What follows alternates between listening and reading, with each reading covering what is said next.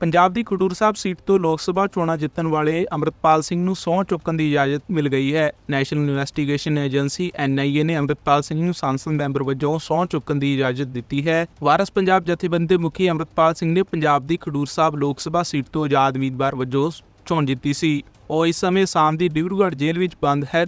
अमृतपाल ने हजे तक संसद मैंबर वजों सौं नहीं चुकी। पंजाब के 12 संसद मैंबरां ने संसद मैंबर वजों सौं चुकी सी। खडूर साहब तो लोक सभा सीट तो अमृतपाल सिंह 4,04,403 वोटां नाल जेतू रहे। तुहानूं दस दें कि कुछ दिन पहला खबर भी आई सी कि अमृतपाल सिंह की NSA की मियाद वधा दी गई है। अमृतपाल दे नाल उन्हां दे बाकी 9 साथियों ते भी हुक्म जारी किए गए हैं। हुण खबर सामने आई है कि पंजाब की खडूर साहब सीट तो लोक सभा चोणां जितण वाले अमृतपाल सिंह नूं सौं चुकण की इजाजत मिल गई है। नैशनल इन्वेस्टिगेशन एजेंसी NIA ने अमृतपाल सिंह नूं सांसद मैंबर वजों सौं चुकण की इजाजत दी है। जलंधर में होने वाली विधान सभा जिमनी चोण लई सारी सियासी पार्टियां जोरां शोरां नाल प्रचार कर रही हैं। पंजाब के मुख्यमंत्री भगवंत मान की पत्नी डॉक्टर गुरप्रीत कौर पार्टी उम्मीदवार महेंद्र भगत लई जोरदार प्रचार कर रहे हैं। Doctor Gurpreet Kaur model house Jalandhar पश्चिमी खेतर विखे नुक्कड़ मीटिंग लई पहुंचे।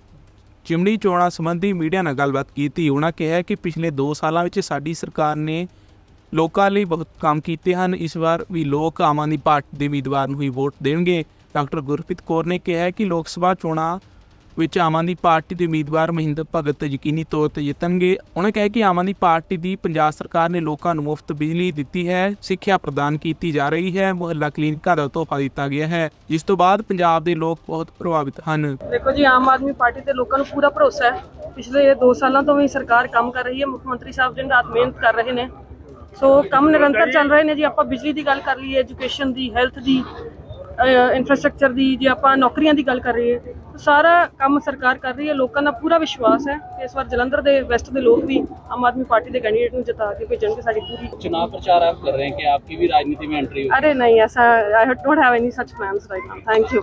पठानकोट ते हिमाचल की सरहद ते 2 दिनों तो रुके हुए मानसून ने रफ्तार फड़ ली है, जिस तो बाद हुण मानसून माझा ते दुआबे के ज़्यादातर हिस्सों में सरगर्म हो गया है। इस दे नाल ही मौसम विभाग ने 2 जुलाई नूं कुछ इलाकों में भारी मींह पैण की चेतावनी जारी की है। मौसम विभाग मुताबिक ज़्यादातर शहरों का तापमान 36 डिग्री के आस पास रहेगा। मौसम विभाग अनुसार पंजाब के 9 जिलों जिस में मानसा, संगरूर, फतेहगढ़ साहिब, रूपनगर, पटियाला, SS नगर, मरेलकोटला, पठानकोट, हुशियारपुर और नवांशहर में ऑरेंज अलर्ट जारी किया गया है, जिथे भारी मींह पैण की संभावना है, जबकि बाकी सारे जिलों लिए येलो अलर्ट जारी किया गया है। मौसम विभाग ने पंजाब के कुछ इलाकों में भारी मींह पैण की भविष्यवाणी की है, जिसे लोगों को बेहद सावधान रहने लिए भी कहा गया है। श्रोमणी अकाली दल में भूचाल आ गया है। अकाली दल का वड्डा धड़ा प्रधान सुखबीर बादल खिलाफ बगावत का झंडा लैके श्री अकाल तख्त साहिब पहुँच गया। अकाली दल के लीडर ने जिथे श्री अकाल तख्त साहिब पहुँच के खुद खीमा जाचना की, उत्थे अपनी पुरानी सरकार ते प्रधान सुखबीर सिंह बादल बारे भी वड्डे खुलासे किए। दरअसल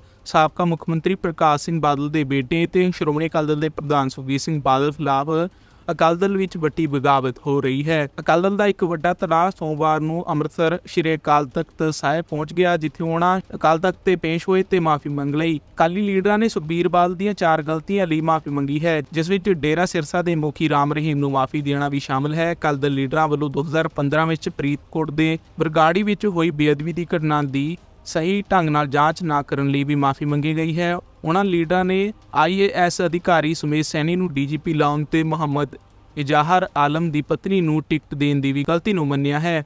इस दौरान अकाली दल के बाकी धड़े ने तलवंडी साबो तख्त श्री दमदमा साहिब के जथेदार ज्ञानी हरप्रीत सिंह नाल भी मुलाकात की। ज्ञानी हरप्रीत सिंह ने दोवां धिरां नूं बैठ के कोई हल करने लई कहा है। बाकी धड़े वालों उन्हां नूं प्रधान बनाउण दी मंग बारे ज्ञानी हरप्रीत सिंह ने कहा है कि उन्हां नूं प्रधान बनाउण लई किसी ने भी पहुँच नहीं की।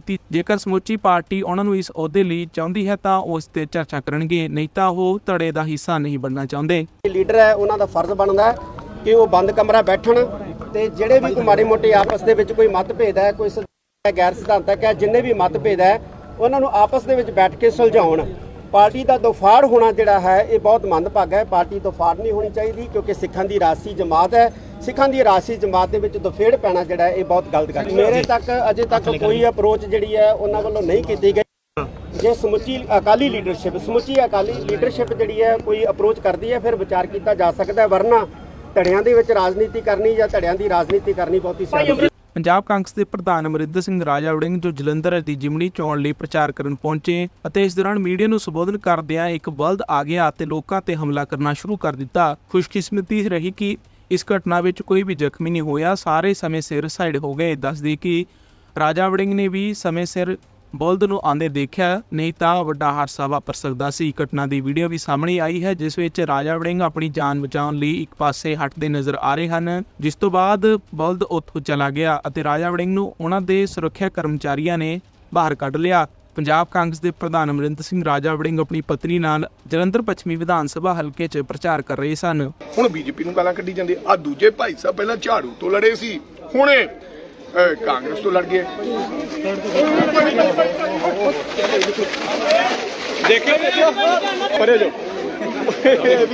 ਲੋਕ ਸਭਾ ਚੋਣਾਂ ਵਿੱਚ ਵਿਰੋਧੀ ਧਿਰ ਦੇ ਨੇਤਾ ਰਾਹੁਲ ਗਾਂਧੀ ਦੇ ਬਿਆਨ ਤੇ ਕੇਂਦਰੀ ਗ੍ਰਹਿ ਮੰਤਰੀ ਅਮਿਤ ਸ਼ਾਹ ਨੇ ਆਪਣੀ ਪ੍ਰਤੀਕਿਰਿਆ ਦਿੱਤੀ ਹੈ। ਲੋਕ ਸਭਾ ਚੋਣਾਂ 'ਚ ਵਿਰੋਧੀ ਧਿਰ ਦੇ ਨੇਤਾ ਰਾਹੁਲ ਗਾਂਧੀ ਤੇ ਪ੍ਰਤੀਕਿਰਿਆ ਦਿੰਦੇ ਹੋਏ ਕੇਂਦਰੀ ਗ੍ਰਹਿ ਮੰਤਰੀ ਅਮਿਤ ਸ਼ਾਹ ਨੇ ਕਿਹਾ ਕਿ ਵਿਰੋਧੀ ਧਿਰ ਦੇ ਨੇਤਾ ਨੇ ਸਾਫ਼ ਕਿਹਾ ਹੈ ਕਿ ਜੋ ਲੋਕ ਆਪਣੇ ਆਪ ਨੂੰ ਹਿੰਦੂ ਕਹਿੰਦੇ ਹਨ, ਹਿੰਸਾ ਦੀ ਗੱਲ ਕਰਦੇ ਹਨ ਤੇ ਹਿੰਸਾ ਕਰਦੇ ਹਨ। ਸ਼ਾਇਦ ਉਹਨਾਂ ਨੂੰ ਇਹ ਨਹੀਂ ਪਤਾ ਕਿ ਇਸ ਦੇਸ਼ ਦੇ ਕਰੋੜਾਂ ਲੋਕ ਆਪਣੇ ਆਪ ਨੂੰ ਮਾਣ ਨਾਲ ਹਿੰਦੂ ਕਹਿੰਦੇ ਹਨ।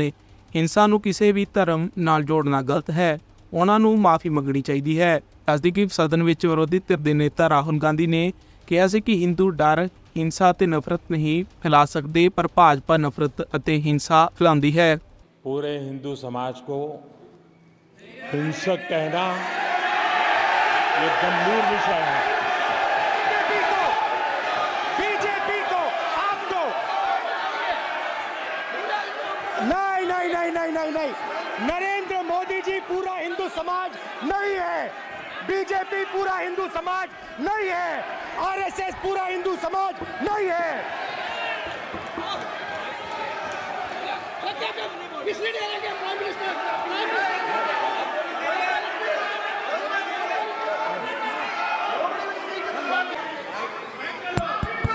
सर, अगर आप हिंदू धर्म के जो महापुरुष हैं, महापुरुष छोड़िए, अगर आप शिव जी को देखें तो क्या हो रहा है सर?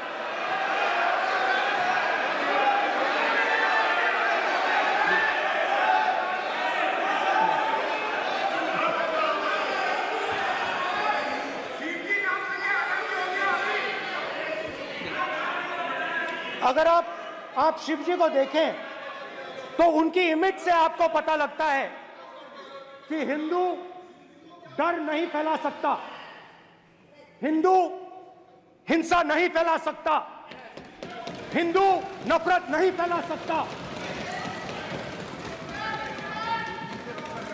और बीजेपी 24 घंटा नफरत, हिंसा, नफरत, हिंसा, नफरत, हिंसा। स्पीकर सर, कहां तक इन्होंने डर फैला दिया है?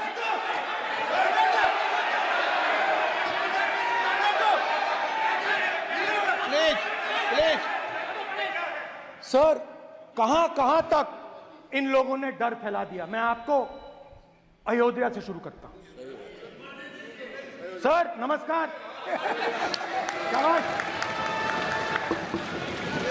अयोध्या ने आपको मैसेज भेजा, अयोध्या ने राम भगवान। मेरा व्यवस्था का सवाल है।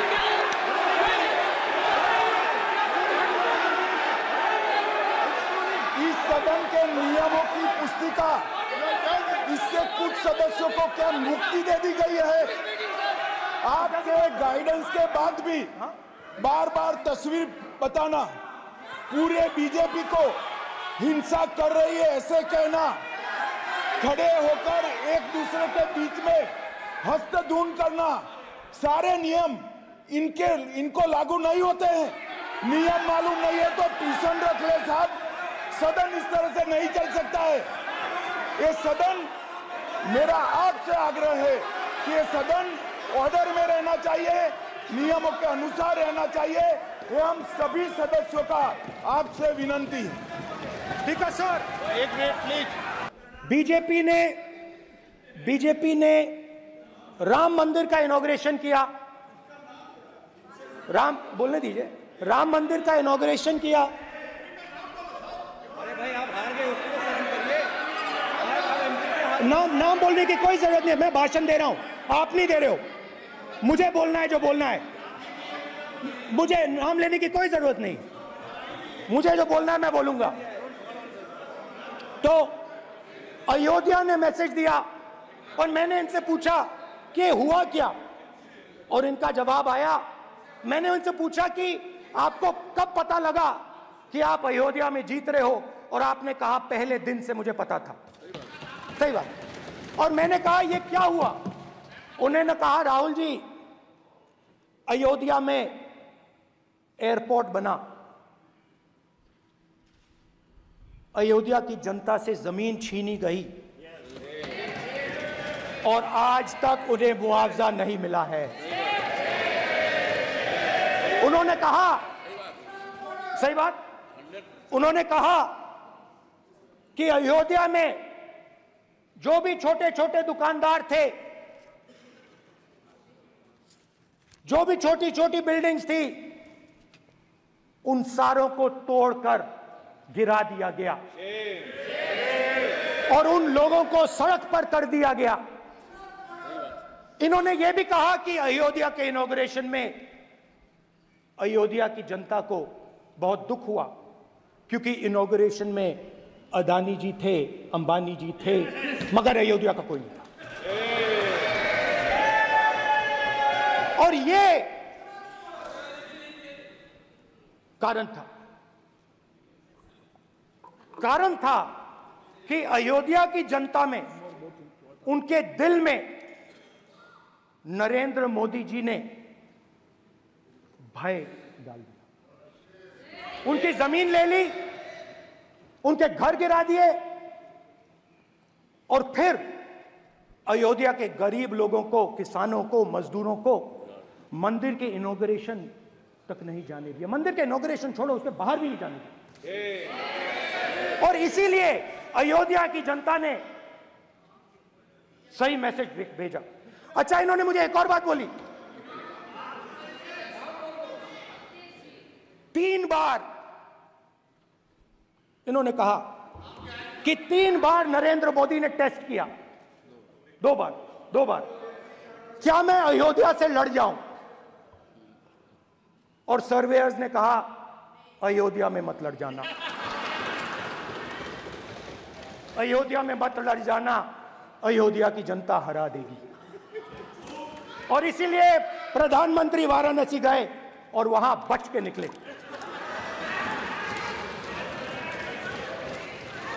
तो अयोध्या की जनता को डराया, पूरे देश को डरा दिया। मैं आपको बताता हूं, आज सुबह में आया, राजनाथ सिंह जी ने मुस्कुरा के मुझे नमस्ते की, और मोदी जी बैठे हैं, मुस्कुराहट नहीं, सीरियस, नमस्ते भी नहीं करते। कहीं मोदी जी ना देख लें, प्रॉब्लम हो जाएगी। वही कहानी गडकरी जी की है, सच्चाई है। अरे भाई, अयोध्या की जनता को छोड़ो, ये तो बीजेपी वालों को डराते हैं।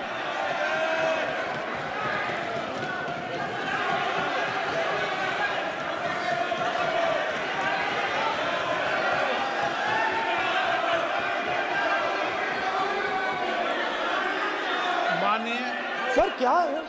माननीय एक मिनट, माननीय प्रतिपक्ष के नेता, एक मिनट, माननीय प्रतिपक्ष के नेता, आप सदन के वरिष्ठ नेता हैं। मेरा आपसे आग्रह है कि राष्ट्रपति अभिभाषण पर डिबेट हो रही है, इसकी गरिमा, राष्ट्रपति अभिभाषण की गरिमा रखे ना।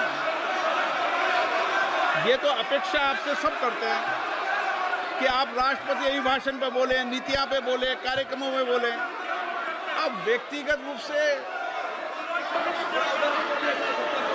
नहीं, अगर आप ये उचित मानते हैं क्या? स्पीकर सर, ये उचित है? अगर आपकी पार्टी इसको उचित मानती है तो मुझे कुछ नहीं कहना। स्पीकर सर, माननीय अध्यक्ष जी, लोकतंत्र ने और संविधान ने मुझे सिखाया है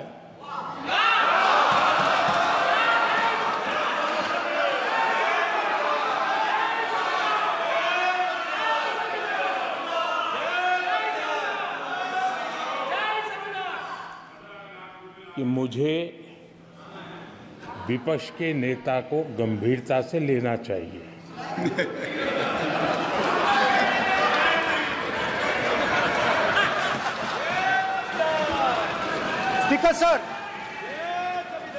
स्पीकर सर, आपने कहा कि डिबेट प्रेसिडेंट्स एड्रेस पे होनी चाहिए।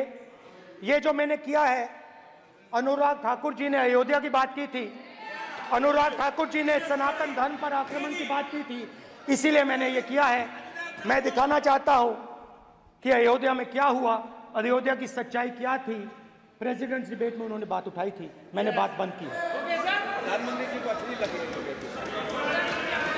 अयोध्या के बाद अच्छी लगी,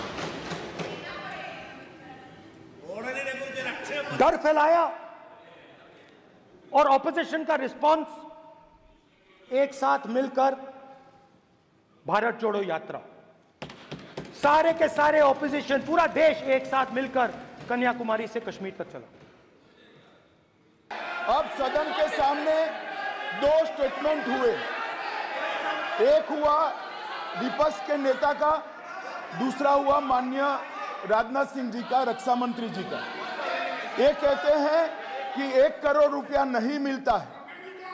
श्री राजनाथ सिंह ने अधिकृत रूप से कहा कि मारे जाने वाले अग्निवीर को जो शहीद होता है उसको 1 करोड़ रुपया मिलता है। उनको फैक्चुअल पोजीशन सदन पर रखनी चाहिए मान्यवर।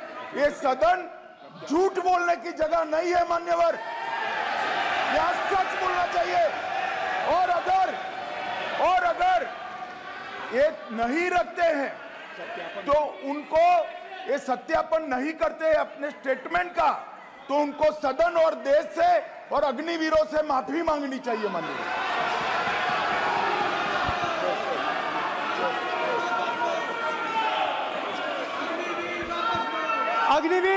अग्निवीर की सच्चाई मैंने फ्लोर ऑफ द हाउस पे रखी है और राजनाथ सिंह जी ने भी कहा है। जो रियलिटी है वो हिंदुस्तान की सेना को मालूम है, वो अग्निवीरों को मालूम है। उनके कहने से या मेरे कहने से कोई फर्क नहीं पड़ता, सच्चाई तो उनको मालूम है। उनको मालूम है सच्चाई कौन बोल रहा है।